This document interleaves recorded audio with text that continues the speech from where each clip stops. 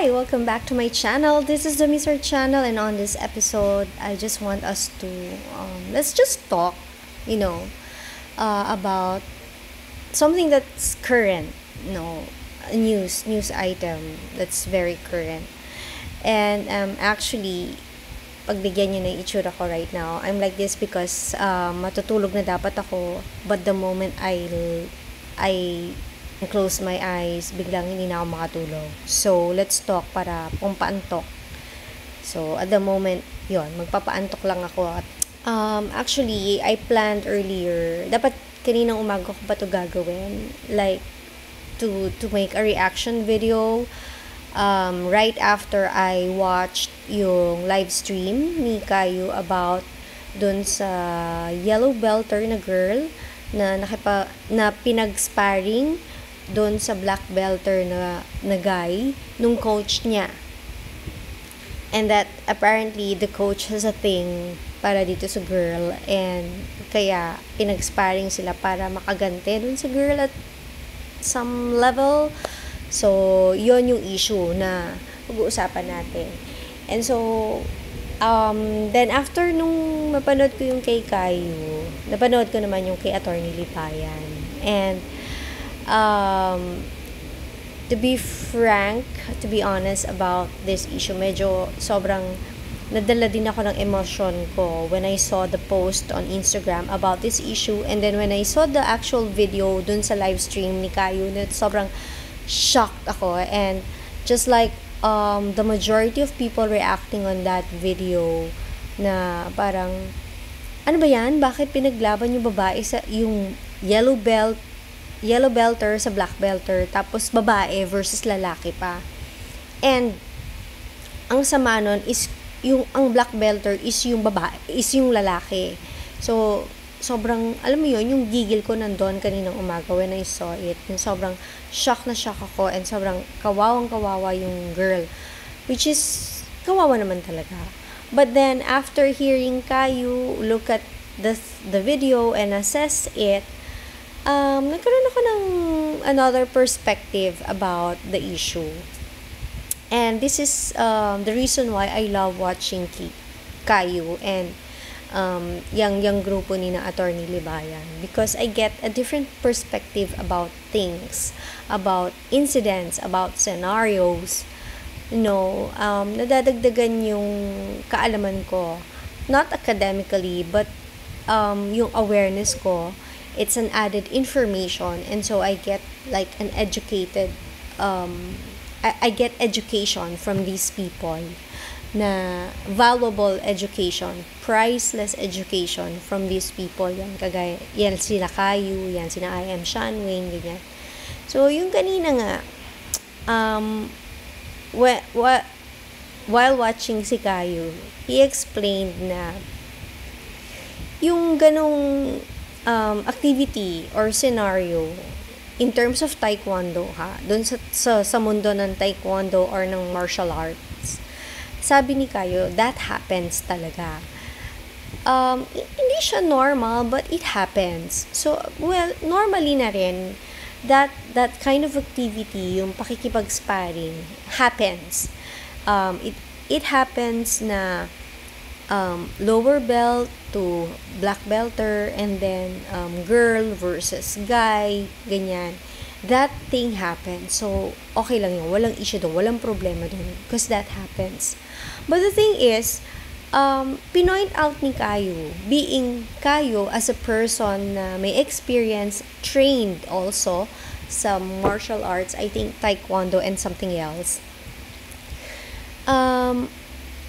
Being a person who has like a personal knowledge dun sa ganong issue, sa ganong training or sa ganong work, sinabi niya na ang problema doon is bakit hindi na control ng black belt yung atake niya. Because sabi ni Kayo, may sinabi siya doon na when you're a black belter, it's unlikely na hindi mo makokontrol yung puwersa mo, yung force ng strike mo. It's very unlikely, sabi ni Kayo. And I get that. Because, yeah, si Kayo is someone with experience na na-train sa taekwondo, and sabi niya nga na yung black belt, di ba yun yung pinakamataas? So, it's very unlikely na hindi mo kayang makontrol yung lakas mo when you're sparring with a lower belter person, more so babae. It's very, parang imposibleng hindi mo na control yun, black belter ka eh. Siyempre, pag yung level ng control and discipline mo, pag umabot ka sa ganyang belt, kumbaga superior, 'di ba? Hindi pwedeng hindi mo kayang kontrolin. Dapat hindi ka black belter kung hindi mo makontrol 'yan. So, yun yung sinasabi. Tsaka sabi din ng ibang may knowledge sa taekwondo na if nandun sila sa point na team yon, 'di ba? And sparring, and if there's an upcoming competition, yung ganyang klaseng session ng sparring is more focused on yung techniques, not yung parang basagan ng mukha or yung puwersa. It's more on the techniques na i-impart mo dun sa lower belter na student. So, nung sinabi nila yon, nagkaroon ako ng another perspective about the issue. Na parang sabi ko, okay, so it's not about man versus woman. It's not about lower belt to higher belt or yung black belt. It's about yung parang control, or it's about what goes behind the physical parang physical aspect of the session, na hindi na siya about yung sparring eh. It's about bakit ang problema is may sumobra. So, ang mali is yung nandun sa impact nung naging parang banat dun sa babae. And it's because merong hidden motive behind the sparring session. So, yun yung nakuha ko doon sa incident, and also what people are saying, and also what yung mommy nung girl was saying, na parang ginantihan yung anak niya nung coach because nagselos yung coach over someone, or yung nagselos yung coach dun sa boyfriend nung babae, and may gusto kasi siya dun sa babae. So, yung sparring is not the issue. The issue is yung may something yung coach dun sa girl. That's the issue there. And yung coach parang ginamit niya yung pagiging coach niya to get back dun sa girl. Kasi nag-come up siya ng sparring session with someone na mas on a higher level than the girl. Talagang makaka-hit or makaka-damage dun sa babae. So, yun yung parang problema doon. Yun yung nakuha ko or na tutunan ko dun sa explanation ni Kayo. And sabi nga niya na ang feeling niya is baka na-hit yung ego nung black belter. Kasi baka at some point during the sparring session is nakapuntos yung babae dun sa black belter. And siguro nga, na-hit yung ego niya. Kaya parang nainis siya. Kasi sabi ni Kayo, and sabi nung ibang nakakita ng video na inanalyze nila, is may gigil yung pagbanat ng lalaki dun sa babae. So, these people who have experience dito sa martial arts na to, or sa sport na to, really do know where to look and how to look at the scenario. And parang that's nice, getting this information or getting this knowledge or bit of awareness from these people, diba?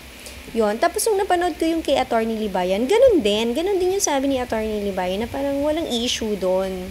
Ang issue is sumobra yung atake. And sabi nga ni Attorney Libayan is because may damage dun sa girl, ang pinaka magandang gawin is sampahan ng kaso yung coach tsaka yung lalaki, yung black belter, kasi sila yung nakakos ng ng injury dun sa babae. And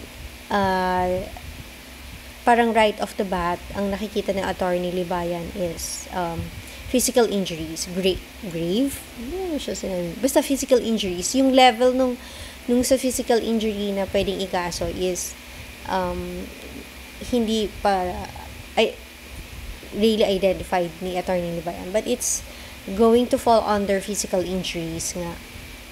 And yun nga, parang this is the reason why I love watching the likes of people like Kayo and Attorney Libayan, kasi nakakakuha ko ng ibang perspective dun sa issue. So, imbis na initially kasi ang tinitingnan ko is yung pairing na lalaki versus babae, then lower belt versus yellow belt versus black belt, so lower level versus higher level. Yun yung tinitingnan ko nung una, na doon nagsaspark yung emotion ko ng inis and galit about the issue, yung pairing na yon. But from people who have experience yung training sa taekwondo, ganyan, or sa other martial arts, sinabi nila na walang issue doon. Walang issue doon, walang problema doon, because that kind of practice or event happens talaga doon sa mundo nila ng martial arts. That happens talaga for the sake of training and development, yung ganun nga. Ang naging problema is yung gravity nung naging cause dun sa babae. Doon nagkaroon ng problema, because yun nga, the way I see it is kasi merong hidden motive yung coach dun sa girl, and yung dun naman sa black belter, if totoo nga na na hit yung ego niya, then there's something wrong about that guy. And then if let's say sumusunod lang siya sa sinabi ng coach na gantihan yung girl, then again, there's still a problem with that guy, na sabi nga ni Kayo, it's impossible or it's unlikely na hindi mo na control yung hit mo dun sa babae. You being a black belter, hindi mo na control yung lakas, yung puwersa mo kapag sumisipa ka or something. Yun yung naging problema doon. Yun yung problema. But hindi mo na control. Diba? Yun yung issue doon. So, that's another, ngayon ko lang natutunan yon, to be honest, na parang, okay, yun pala ang problema. Nandun pala, wala doon sa pairing nila. So, it's not about gender, or it's not about yung yellow belter and black belter. It's about yung control. And yun nga, parang naging bullying siya. Being, in that scenario kasi, mas powerful or mas nasa advantage yung coach tsaka yung black belter over dun sa girl na kaka-start lang. So, yun yung issue doon. Not so much on the gender thing. So, okay, that's a new perspective na nalaman ko. And, what I will say naman about this is, I hope yung mga coaches out there, those people who are black belters sa taekwondo or sa kung anumang mix, kung anumang martial arts dyan na genre, I encourage you to speak up right now about this issue. Magsalita kayo about this issue kasi kayo yung mga taong mas nakakaalam tungkol sa mga ganyang scenario dyan sa mundo nyo or dyan sa sport nyo na taekwondo or martial arts. Please, speak up, say your reaction, say your opinion about this issue. Imulat nyo yung awareness naming mga common tao about this issue na saan ba dapat namin tignan? Kasi yung maraming tao, just like me, nagkakaroon ng maling judgment about the issue, about the people involved. Because ang alam namin is hindi pala dapat hindi dapat nagma-match yung ganong klaseng matching pagdating sa sparring, ganyan-ganyan. But then, yung pala, sa inyo, na mga athletes, mga black belters, that happens. Kumbaga parang, it's really part of the training or it's part of making the athlete get better. So, please inform us. Please educate us even more. So, yun nga, yung mga coaches lang, mga taekwondo teams na nagko-compete, yung nasa competition level or nasa tournament level, please do speak up. Tell your 2 cents about this issue. Tell us na what should be done in situations like this, in scenarios like this, what went wrong, where, at what point it went wrong, or at what point nagkaroon ng problema dun sa scenario na yon, and educate us but also on other scenarios na dapat na nangyayari for for athletes or people who are training or trying to learn the art, 'di ba? Or the sport. Yon, inform us kung ano ba dapat yung nangyayari, ano ba dapat yung hindi nangyayari, ano yung mga at what level mali na, or at what level yung acceptable pa, if you're on a certain level, or if you're in the competing level, or if you are a novice or a newbie. Yun, this is the right opportunity for you people to speak up and talk about it. Kayo yung may karapatan na magsalita ng opinion and reaction about this issue. Kayo yung most influential people to talk about this. You're the rightful people to give your opinion about this issue. Kayong mga nagtataekwondo, kayong mga black belters, especially those black belters and yung those coaches, speak up right now. So, yun lang. Kasi ako, naging madali sa akin to realize and accept yung perspective na nakuha ko from Attorney Libayan Incayo, because they said they have experience on this issue. Kumbaga, pagdating dito sa gantong issue ng taekwondo na may sakitan, na may pisikalan, may mga scenarios talaga na talagang nangyayari and accept and okay pa siya, and may point na kung saan siya nagiging mali or nagiging abusive at nagiging exploitative. So, yon, sana magsalita kayo. Anyway, yun lang for me. Kaninang umaga ko pa to dapat ginawa, but ngayon lang because hindi ako makatulog. But then I think yung antok ko is hitting me right now. So there you have it. That's all I can say. Enjoy life, have a good life, smile always. Thank you for watching. Bye bye.